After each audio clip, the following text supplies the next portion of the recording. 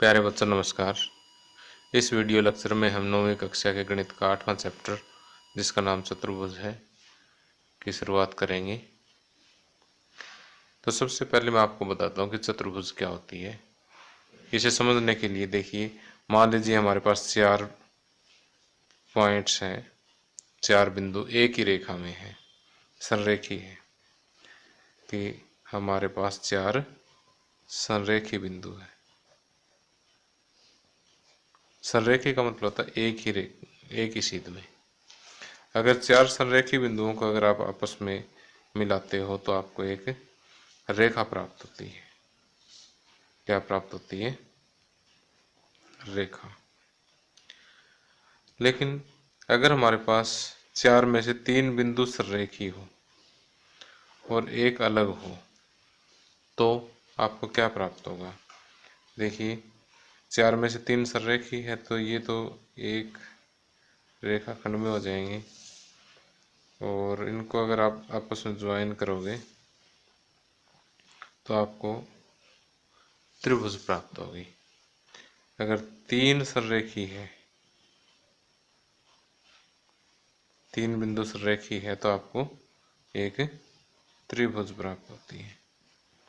क्या प्राप्त होती है? त्रिभुज। अब 2 बिंदु तो हमेशा एक सीध में होती है, इसलिए हम 2 की संरेखी की बात नहीं करेंगे। अगर मान लीजिए कुछ 4 बिंदु आपको इस तरह से दे रखे हैं और हम इनको ऐसे मिला देते हैं,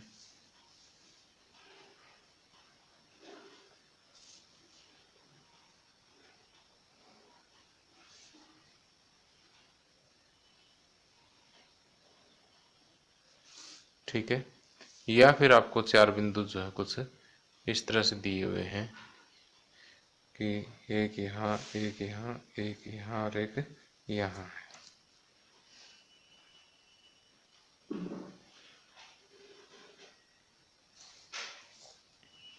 और इनको मिलाने से देखिए क्या आकृति आपको प्राप्त हुई है।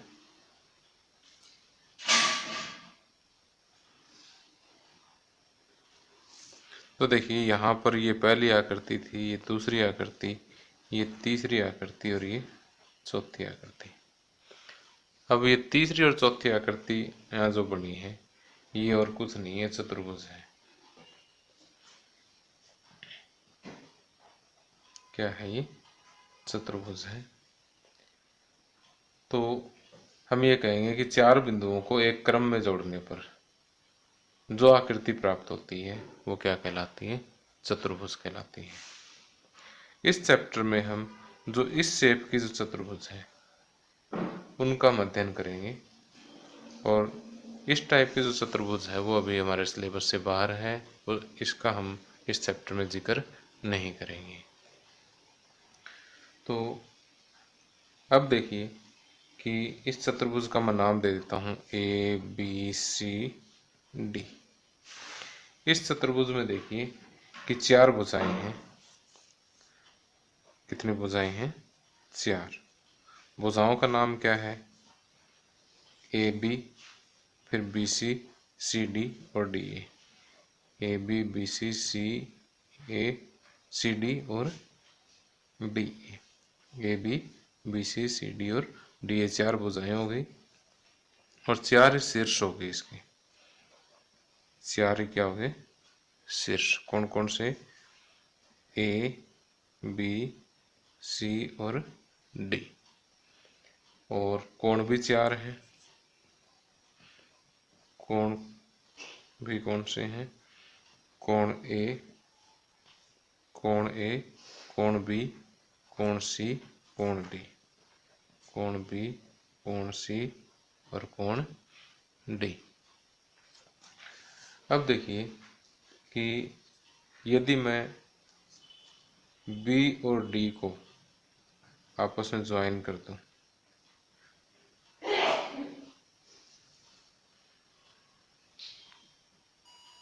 इसी तरह से A और C को मिलाने पर भी हमें एक रेखाखंड प्राप्त होगा।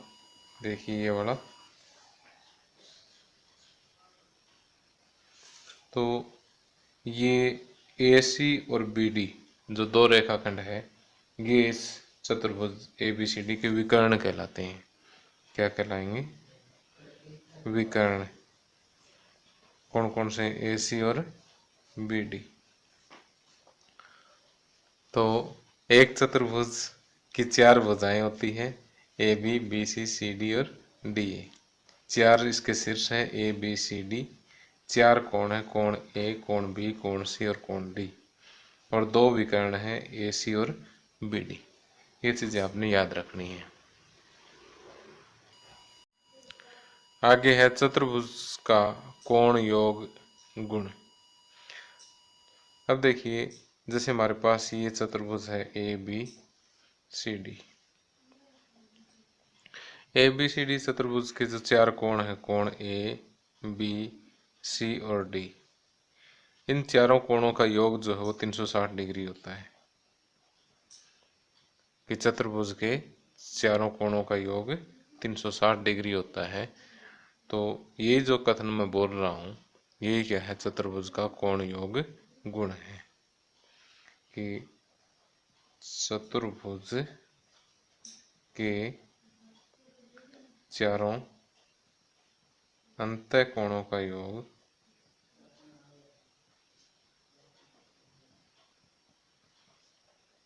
360 डिग्री होता है। अब इस चीज को हम प्रूव करेंगे। इसे प्रूव करने के लिए मैं एक विकर्ण AC जो यहाँ पर ड्रा कर लेता हूँ। और AC जो है कोण A और कोण C को 2 भागों में विभाजित कर देता है। तो ये जो कोण है, इसे मैं कोण 1, इसे कोण 2, इसे कोण 3 और इसे कोण 4 का नाम दे देता हूँ। तो देखिए, पहले त्रिभुज ABC में कि त्रिभुज ABC में कोण 1, B और 3, कोण 1 प्लस कोण B प्लस कोण 3, इन तीनों का योग कितना है? 180 डिग्री। इसे मैं समीकरण 1 का नाम दे देता हूँ। इसी तरह से त्रिभुज ADC में कोण 2 प्लस कोण D प्लस कोण 4, इनका योग कितना होगा? 180 डिग्री। तो अब 1 और 2 को जोड़ दें, क्योंकि त्रिभुज के तीनों कोणों का योग 180 डिग्री होता है, इसलिए मैंने इनको 180 का है। अब 1 व 2 को जोड़ने पर, इनको जोड़ने पर क्या होगा? कोण 1 प्लस कोण 2 प्लस कोण B प्लस कोण D प्लस कोण 3 प्लस कोण 4 बराबर 180 प्लस 180 360 डिग्री। अब 1 प्लस 2 पूरा 1 के बराबर हो गया। आगे B को यूं का यूं रखो, D को यूं का यूं रखो, 3 प्लस 4 ये पूरा C हो गया बराबर 360 डिग्री। अर्थात कोण A प्लस कोण B प्लस कोण C प्लस कोण D बराबर 360 डिग्री हो गया। अतः चतुर्भुज के चारों कोणों का योग, चारों अंतः कोणों का योग 360 डिग्री होता है। तो इस तरह से हम आसानी से प्रूव कर सकते हैं कि एक दिए हुए चतुर्भुज को 2 त्रिभुजों में बांट दे। इस त्रिभुज के तीनों कोणों का योग 180, इसका भी तीनों अंतः कोणों का योग 180 है। फिर 2 समीकरण बन जाएंगे, दोनों को ऐड कर दें। तो इस तरह से कोण A प्लस कोण B प्लस कोण C प्लस कोण D बराबर 360 डिग्री आपको प्राप्त हो जाएगा। अब आइए हम विभिन्न प्रकार के चतुर्भुजों के बारे में पढ़ते हैं। कि यहाँ पर जो अलग अलग आकृतियां हमें दी है, 1, 2, 3, 4, 5 और 6, ये 6 मैंने अलग अलग टाइप की चतुर्भुज बनाई है। इन्हीं के माध्यम से हम चतुर्भुज के विभिन्न प्रकारों के बारे में पढ़ेंगे। कि जैसे पहली आकृति में ABCD एक चतुर्भुज है। इसमें AB भुजा DC के समांतर है, यानी भुजाओं का एक युग्म समांतर है। और ऐसे चतुर्भुज जिसमें भुजाओं का एक जोड़ा समांतर हो, ऐसे चतुर्भुज जो है वो समलंब कहलाती है। क्या कहलाती है? समलंब।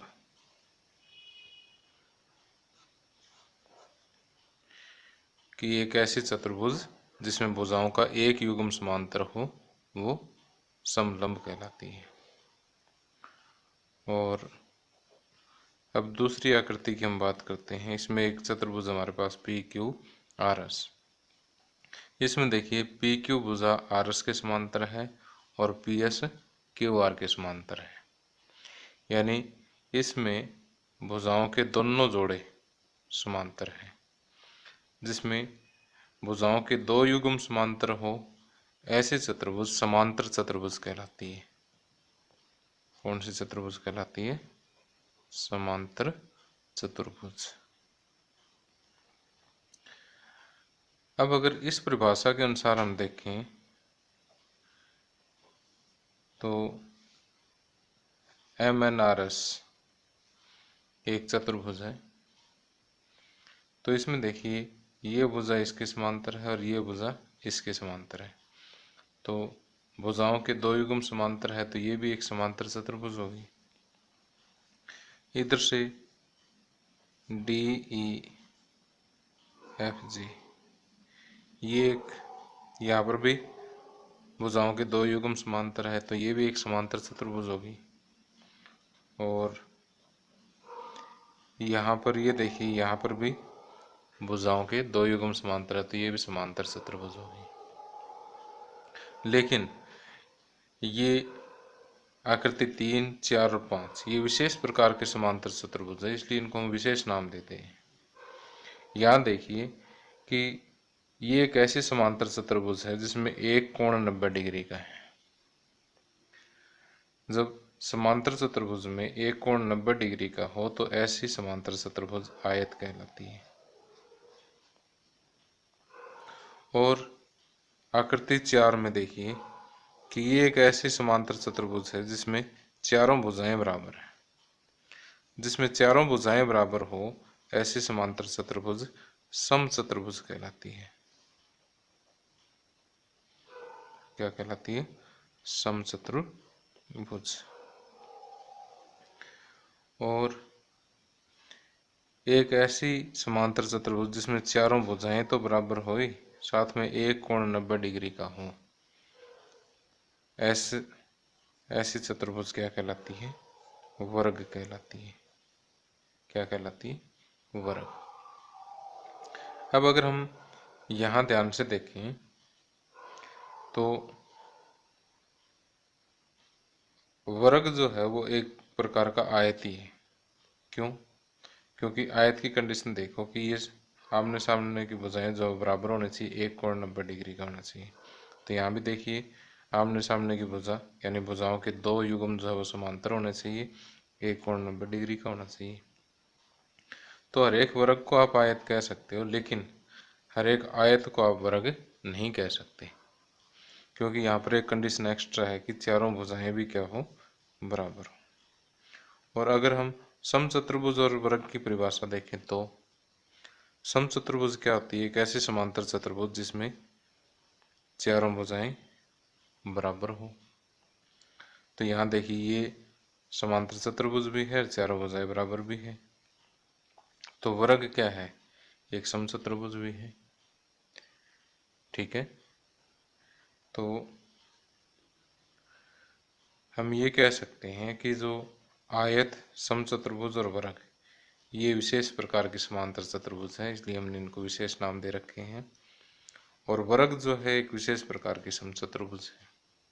क्लियर? अब हम लास्ट इस आकृति की बात करते हैं, ए बी सी डी। यहाँ पर ऊपर वाले ये दोनों भुजाएं बराबर है और नीचे वाले ये दोनों भुजाएं बराबर है, लेकिन बराबर भुजाएं समांतर नहीं है। इसको आप समांतर चतुर्भुज नहीं कह सकते। और ये इस प्रकार की जो चतुर्भुज होती है उसे हम पतंग कहते हैं। क्या कहते हैं? पतंग। तो और वैसे भी अगर आप एक जनरल बात करें तो समलंब की परिभाषा क्या है? कि इसमें एक युग्म समांतर होना चाहिए, तो एक युग्म तो यहाँ भी समांतर है, तो समांतर चतुर्भुज भी एक प्रकार का समलंबी होता है। ठीक, तो इसमें हम ज़्यादा चक्कर में नहीं पड़ेंगे।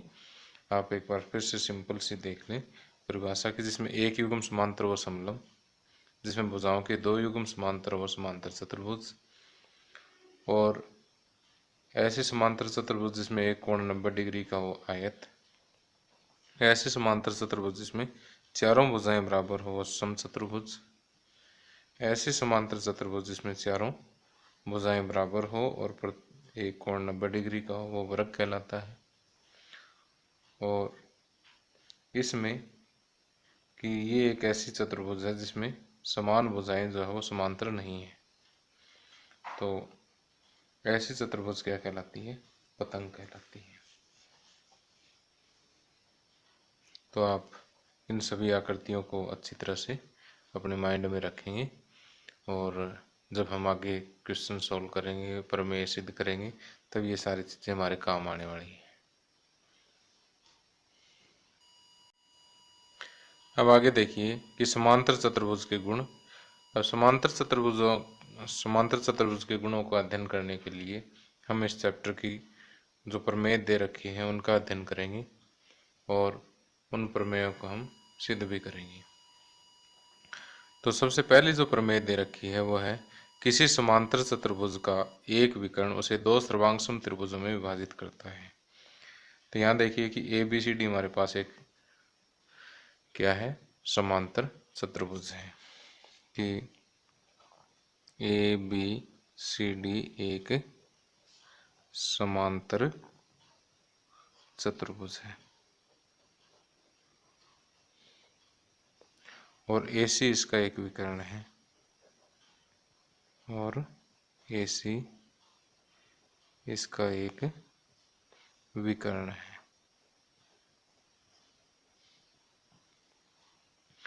अब देखिए कोण A जो है वो कोण C के बराबर होगा। क्यों? क्योंकि एकांतर अंतः कोण AB जो है CD के समांतर है, क्योंकि AB समांतर है CD के, इसलिए कोण ये वाला कोण इसके बराबर, इस कोण का नाम दूंगा BAC, और इस कोण का नाम DCA। ओके, ये आपस में क्या हो गया? बराबर। इसी तरह से ये भुजा इस भुजा के समांतर है, यानी AD समांतर है BC के, इसका मतलब ये वाला जो कोण है वो इस कोण के बराबर है। इस कोण का नाम DAC, और इस कोण का नाम BCA।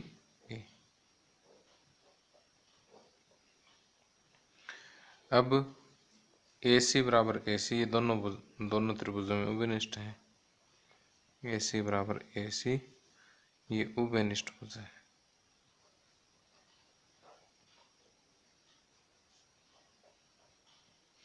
ठीक है, तो अब देखिए यहाँ से कोण भुजा कोण, कोण भुजा कोण, तो कोण भुजा कोण सर्वांग समता नियम से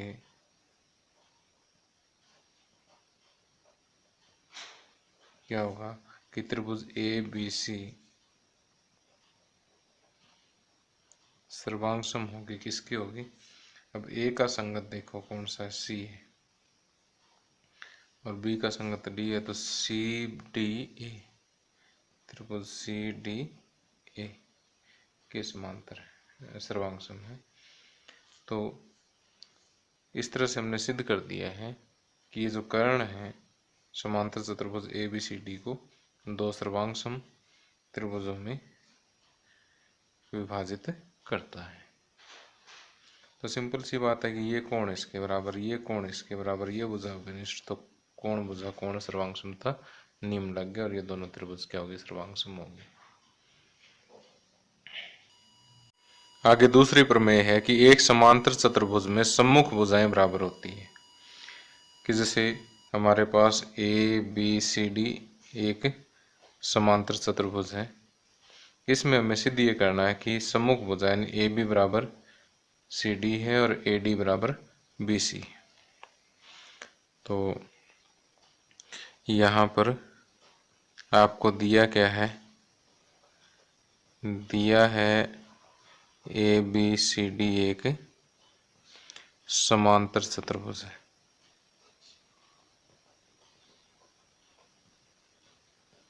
और आपको सिद्ध करना है कि इसकी सम्मुख भुजाएं बराबर होती है, यानी ए बी बराबर सी डी, ए बी बराबर सी डी तथा ए डी बराबर बी सी।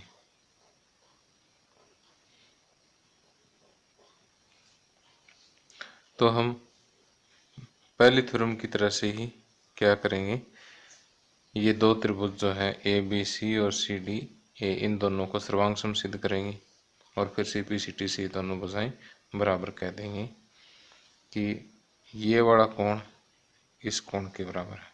त्रिभुज ए बी सी, अब इसका सिद्ध प्रूफ देखिए कि त्रिभुज ए बी सी तथा त्रिभुज सी डी ए में ये वाला कोण इस कोण के बराबर, इसका नाम सी ए बी, कोण सी ए बी बराबर कोण ए सी डी। क्यों होगा, क्योंकि ए बी समांतर है सी डी के, इसलिए एकांतर अंतः कोण बराबर होंगे।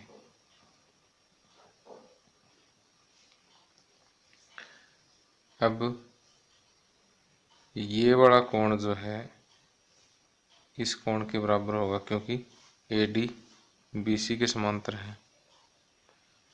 अब ए डी समांतर है बी सी के, इसलिए ये वाला कोण, इसका नाम देंगे हम C A D, yes D A C कह दो, एक ही बात है, कोण डी ए सी बराबर इस कोण का नाम बी सी ए।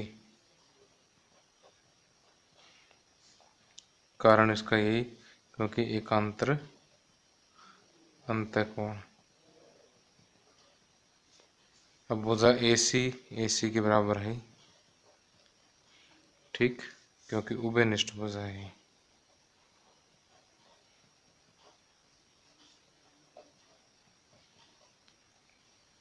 अब कोण भुजा कोण, कोण भुजा कोण सर्वांग समता नियम से, कोण भुजा कोण सर्वांग समता नियम से। देखिए इतना मैंने थ्योरम 8.1 जैसा ही किया है कि त्रिभुज ए बी सी सर्वांग सम है त्रिभुज ए का संगत देखिए सी था, तो सी डी ए, त्रिभुज सी डी ए। तो अब क्योंकि दोनों त्रिभुज सर्वांग सम है, तो सर्वांग सम त्रिभुजों के संगत भाग बराबर होते हैं। तो ए बी बराबर सी डी, ए बी बराबर सी डी, क्योंकि सी पी सी टी द्वारा सर्वांग सम त्रिभुजों के संगत भाग द्वारा। और इसी तरह से बी सी बराबर डी तथा बी सी बराबर डी, इसका कारण भी सी पी सी टी द्वारा हो जाएगा। Okay, hence proved. तो इस तरह से हम इसे सिद्ध कर सकते हैं। अब आप इस वीडियो को पॉज करके ये थ्योरम नोट कर सकते हैं।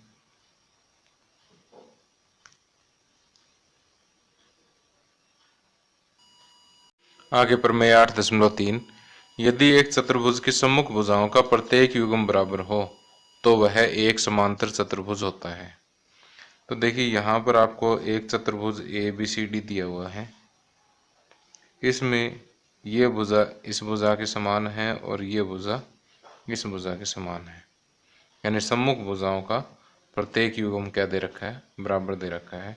अब हमें सिद्ध ये करना है कि समांतर चतुर्भुज है, अर्थात हमें ये सिद्ध करना है कि ए बी सी डी के समांतर है और ए डी जो है वो बी सी के समांतर है।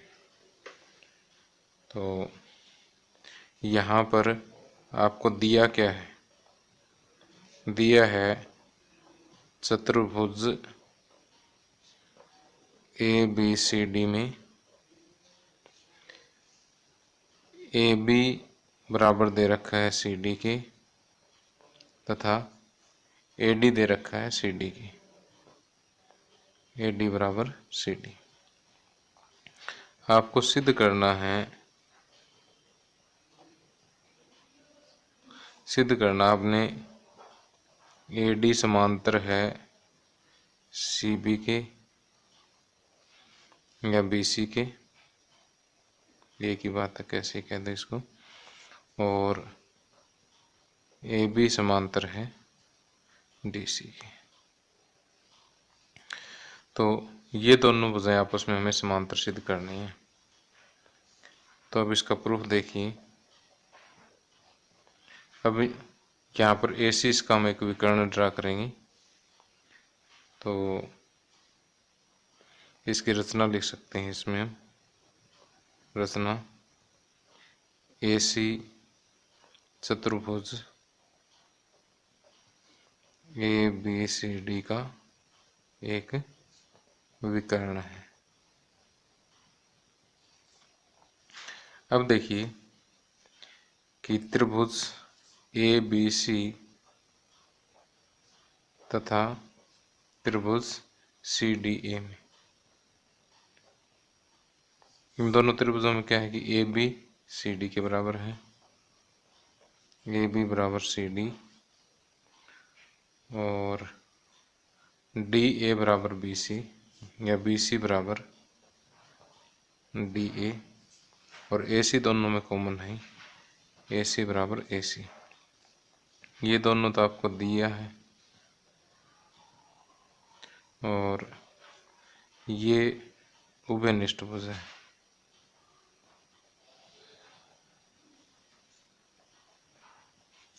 अब देखिए तीनों भुजाएं बराबर होगी तो भुजा भुजा भुजा सर्वांग समता नियम से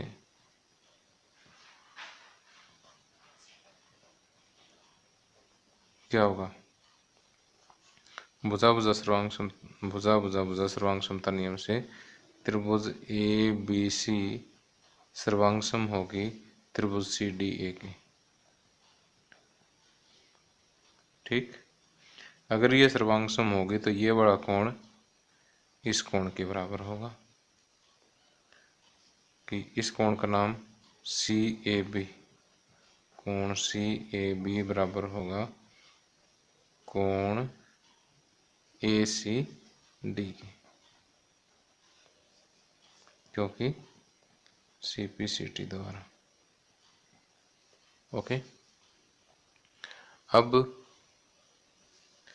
जब ये दोनों कोण बराबर हैं तो इसका मतलब ए बी समांतर है सी डी की, ए बी समांतर है सी डी की, तथा अब ये बड़ा कोण इस कोण के बराबर है, ये भी सी पी सी टी द्वारा, कि कोण डी ए सी बराबर है कोण बी सी ए, ये भी सी पी सी टी द्वारा। जब ये दोनों कोण बराबर है तो इसका मतलब ए डी बराबर बी सी, ए डी समांतर है बी सी की। क्यों बराबर है, क्योंकि एकांतर अंतःकोण बराबर है। ये समांतर क्यों है, क्योंकि एकांतर अंतःकोण बराबर है। अब देखिए कि हमने सिद्ध कर दिया कि ए बी भुजा सी डी के समांतर है और ए डी बी सी के समांतर है, तो इसका मतलब 1/2 से ए बी सी डी एक समांतर चतुर्भुज है।